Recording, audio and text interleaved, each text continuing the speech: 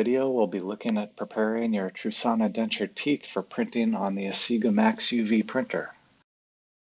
Please refer to the Trusana workflow guide for reference. We'll be using Asiga Composer version 2.0, but all of the functions are the same in version 1. Select your printer, choose the latest Trusana teeth profile, and we'll set the layer thickness to 0.05 millimeters. Once inside, we'll click to add parts,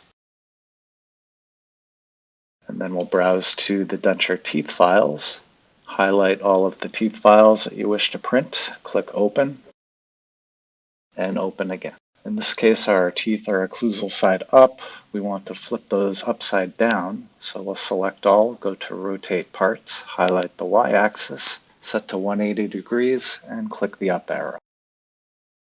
And now we'll use the auto nesting feature to center the parts on the platform, and go to generate supports using the default settings.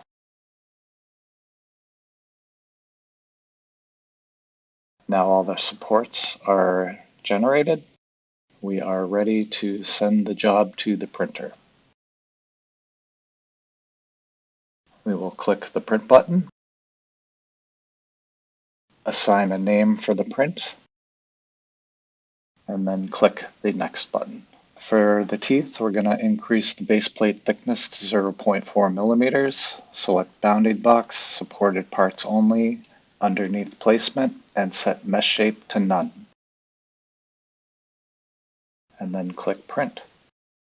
And that will send the job to the printer.